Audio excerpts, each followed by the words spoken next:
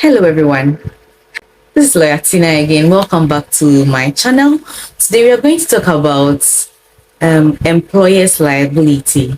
Will an employer be responsible for every wrong committed by his or her employee? What is the test? What are we going to look out for the court to see that this action or this wrong of the employee should be paid for by his or her employer? That's what we are going to discuss today. So if you're interested, please stay tuned and then let's just go straight to the discussion. So ordinarily, the law generally says that an employer should be answerable or should be liable for the wrongs of his or her employee. So it means that if an employee does something wrong, then the employer is supposed to pay. That is ordinary. That's the general rule. Why does the law say this? The law comes to this general conclusion because, number one, usually the employer is better off to pay for the wrongs than the employee. Yes, because the employer is more likely to be richer. Number two, the employer benefits from all the good things that the employee does. And if that is the case, then he should also be liable for all the wrong things that he also does. So that's one of the justifications. Another thing is also that the employer has control over the actions of the employee. And if he's the one who can actually control the actions of the employee, then he should also answer when the employee makes a mistake. Another thing is that the law generally presumes that an employer has the power to control who he or she employs. And so if that is the case, then when you are employing, you learn to be careful because you know that you are answerable for the wrongs of your employee. Last justifications that I would talk about is the fact that usually the obligation or the action that was being done by the employee is actually a duty on the employer. So let's say that the employer has to provide goods and services, but he sends someone else who is his employee to do the work. The law generally believes that the work was for the employer to do it himself. And so if he sends someone to do it who is his employee, then he should be answerable for the wrongs that that person does whilst doing that work. Yes, I know you get it. You may not agree with all these justifications, but those are the general justifications that we have for why an employer will have to pay for the wrongs or the negative actions of his employee. But does he have to pay for all the wrongs of the employee? What is the test? Now, there are three tests that the courts usually use to determine whether or not an employer is responsible for the actions of an employee. Number one is that, was that person an employee of the employer? It may look like it's a rhetorical question, but then was he actually an employee or something else? Number two is that at the time that he committed that wrongful act, was he doing something in the course of his employment? Number three is that, was whatever he was doing, the employee was doing, so closely related to his work, so much that you will say that it was part of the work, or it was something which was personal? Now take notes. The two things that I just mentioned, which is whether or not he was acting in the course of his employment or was a thing closely related to his work, are two things that it is an or. It is either this or this. So you either ask that, oh, was he an employee? If so, then you have to find out if one of the two things that I'm about to say were in existence. That is, was he acting in the course of his employment, or was whatever he was doing so closely connected with his work that everybody or a reasonable person will say that this was part of his work and not a personal thing he was doing? Now, when we have answers to these three things, it will help us to determine whether or not the employer is supposed to be liable or is supposed to pay for the wrongs or the actions of that particular person. So let's start with the first question, which is, was this person an employee of the employer? I mean, these days, work has changed in different ways so much that there are some people who are working as agents, as independent contractors. They just come and do something for the employer and they get their payment and go. The employer does not have any control over them. The employer does not even employ them. Maybe it's an outsourcing. The person is not part of the employees of this particular employer. A proper example is, let's say I have my company, I maybe I produce sachet water, then I employ this person to come and go through the usual production process. That person, I have control over the person. I pay the person. I can sack the person, and I can also employ the person. That person is my employee because I have some control over him. I pay him. I can sack him, and he can also resign, and I have control over his work. Now, say a person who comes to clean the office, that person is employed by maybe an agency, and the person just comes to do his work and he goes. I don't have authority over whether I can sack him or I cannot sack him. That person is not my employer. I don't have control over him as to when he comes to do his work. No, that person is not your employee. So there's some, when we say an employee, there should be some level of control that you have over the person. The person must be receiving some salary from you, and then you should be able to regulate as to whether you can employ the person or you can sack the person. There's some people that you can say, I'm on a contract with you, I'm done, you are no longer needed for these services. So you are not really part of the work process. You are just an aspect that we need you as and when, and so we outsource you, or you come in as and when you are needed, but you are not an employee. I know that it may look a bit clumsy, but I understand if you are really in the working environment, you appreciate that some people are not your employees, but they are just people who come to work for you on contract basis. And according to the law, that independent contractor that you have contracted to do something like that for you is not your employer.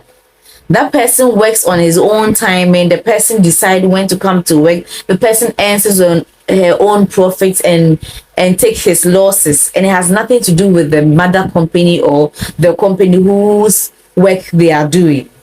And so this person will not be an employer in respect of this topic that we are talking about. Yes. Now we go to the two questions, which are either or. The first one is that, was the employee working in his normal course of employment when he committed the wrong? You know, there are things that you are required to do as an employee. Let's say you are a driver. You have your work schedule. You come to work morning, evening, you drive, you come and park the car. Your whole duty is to drive. If we see a driver doing something else apart from driving, then nothing that he was doing causes something wrong to another person, to a third party. The law will have to question, is it right that we let the employer pay for this wrong, although the employee was not working as he was required to work? He was not doing the work that he was employed to do. Is the employer supposed to be liable for that? That is the question. The first things that you should know, that we are now trying to find out what are things done in the course of the employment. So number one, if you authorize your employee to do something which is wrong in itself, it will be deemed to have been done in the course of the employment. So say that your driver is driving and then you tell him to drive beyond the speed limit. You authorize him and it is wrong. It will be deemed to have been done in the course of the employment.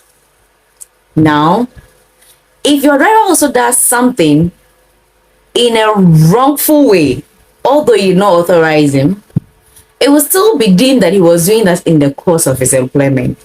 So let's say that your driver is driving, his full duty is to drive, but then he will be driving in a wrongful way if he does not drive with a license, because he's supposed to have his license before he drives. Now, if he does this in a wrongful way and it causes any harm to anybody, you'll be deemed to be liable for that because he was doing an authorized action in a wrongful mode. Now, if your employee does something which is wrongful, and which was not authorized by you. Now, the law wants to know that was what he did so closely connected to his work that a reasonable person will fairly determine that, oh, this is actually part of his work. Here, the close connection will come in when the person does a wrongful act in a wrongful mode or in a wrongful way. Now, let's look at the example. So there was this case that there was this guy who was delivering fuel in a tanker, one of those tankers. Then, as part of his instructions, not supposed to light a cigarette or do anything with fire whilst transporting that fuel. Now, this guy gets to a place and he has parked and he's loading. As he's loading the fuel into another tanker, he takes a cigarette and lights it. And then this leads to the fuel tanker catching fire. And then this caused a lot of damage to other third parties. Now, an insurance company was not willing to pay for the damages because in their mind, the employer was not acting in the course of his employment. And so the insurance company was not liable. The court said that the insurance company was liable. The guy was actually doing his work. He disobeyed an instruction, but he was doing his work. But he did something wrong in the course of his employment. And at that time that they were offloading the fuel tanker, he was actually working, and any reasonable person would have fairly said that this was part of this guy's work. And what he did was wrong, but that is just disobeying the instructions of his employer. And the employer will have to be liable because the employer is the one who has control over his employees, like what we said, and he could actually follow up to see that my employees are doing the right thing. And if that is not done, he should pay for the wrongs of his employee. Now, remember that as an employer, immediately your employee is doing what you actually ask them to do and something wrong happens, the law presumes that that employee was doing something in the course of his employment, or whatever he was doing was so closely related to his employment. The presumption is that. And the presumption will have to be rebutted by you, the employer, who have to show that, oh, it is not the case. Although he was actually acting like he was doing his work, what he was doing was not in the course of his employment, right? So immediately, let's say you have a driver and you have actually given a car to the driver to drive from home to work, and if this driver with the car knocks down someone, the law presumes that so far as he was in your company car, he was at that time working as part of his employment, or he was doing something which was closely related to his employment. So it will be on you, the employer, to show that no, this particular case was different. Although he was with the company car, what he was doing was not part of his work, or it was not closely related to his work. So there is a case that someone who was actually a conductor of a car, or a mate, as we usually say, took the car and drove it and hit someone, and there was an accident. The courts were quick to say that, you know what, if a conductor drives a car, that is not part of his work, and what he's doing cannot be something that an employer will have to pay, because in the employer's expectations, that conductor was not a driver, and they cannot pay for the wrongs of that person. That person will have to pay for his or her own wrongs. And then there's a driver where you know that from Monday to Friday, you work from Monday to Friday.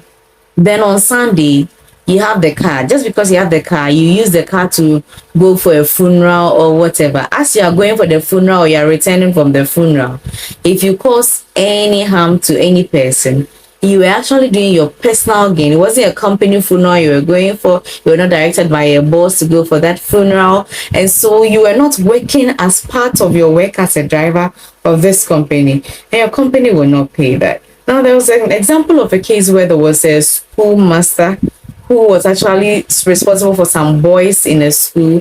And this master actually sexually abused these children. The courts realized that the fact that he was dealing with these young boys, he was actually working as part of his work. and something that he did, it was wrong, but then he was doing it which was very, in a way that was really closely connected to his work, that it would have been difficult for anybody to say that whatever he was doing with them was not closely connected to his work. The employer had the power to control the actions of the schoolmaster, and the fact that he did not do it and it led to that sexual abuse, the employer was liable for that. This topic may look a bit confusing, but every circumstance of the case will determine how a court will decide on this particular matter.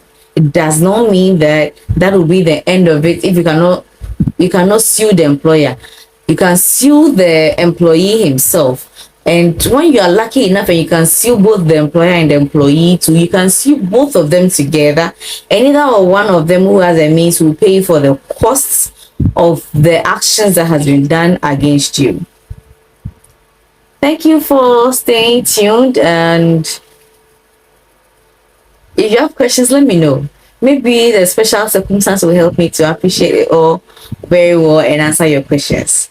Until we meet again, please have a very, very good time and take care of yourself. Bye.